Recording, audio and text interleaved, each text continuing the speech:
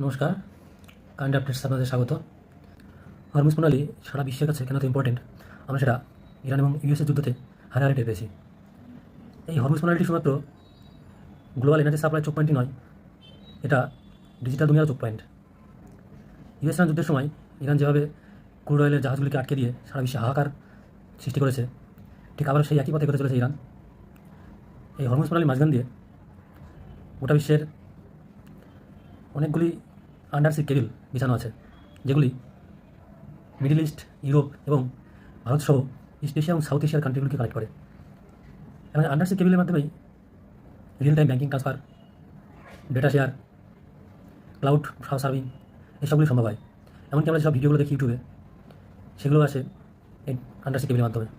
Even যেসব বড় বড় লিডারদের ভিডিও কনফারেন্সিং হয়, সেই ভিডিও কনফারেন্সিংগুলো হয় এই কেবিলের মাধ্যমে। তো ইরানের যে নিউজ পেপার রয়েছে, সরকারি নিউজ পেপার তাসনিম এবং ফার্সের নিউজ অনুসারে ইরান এখন চিন্তাভাবনা করছে যে চোখ পয়েন্ট তো বানিয়ে দিয়েছে পেট্রোলিয়ামের জন্য, তেমনির উপর আবার ট্যাক্স বসাবে আন্ডারসি কেবিলের উপরে। অর্থাৎ এর একটা বড়সড় ইম্প্যাক্ট ডিজিটাল দুনিয়াতে পড়তে চলেছে। ঠিক কীরকমভাবে?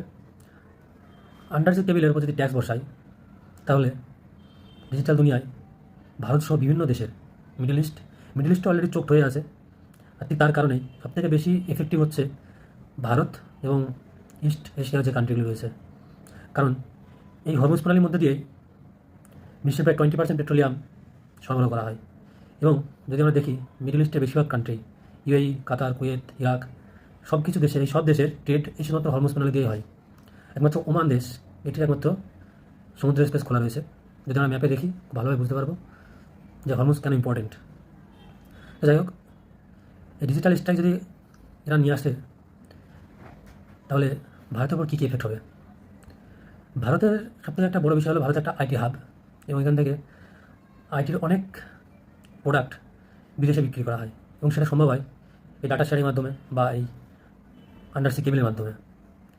এছাড়াও এই আন্ডারসি কেবিল হরমুজ প্রণালীর মধ্যে দিয়ে প্রতিদিন প্রায় $10 ট্রিলিয়ন লেনদেন হয়।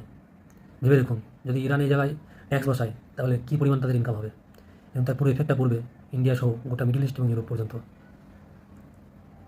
যাই হোক, এখন এই অঞ্চলে কী কী ডেভেলপমেন্ট হয় সেটার উপর নজর রয়েছে সবার, পুরো বিশ্ব তাকে রয়েছে, আর ট্রাম্প তো তাকিয়ে আছে। কিন্তু ইরান ঠিক বুঝে গেছে যে পৃথিবীর নার্ভ কোন জায়গাটা, এবং ঠিক সময় বুঝে, সুযোগ বুঝেও ঠিক সেই নার্ভের হাত দিচ্ছে। ভিডিওটি যদি ভালো লেগে থাকে তাহলে শেয়ার করবেন এবং লাইক করবেন, আর কেমন লাগলো সেটা কমেন্টে জানাবেন। আর এরকম আপডেট পেতে চাইলে চ্যানেলটি সাবস্ক্রাইব করবেন। Thank you.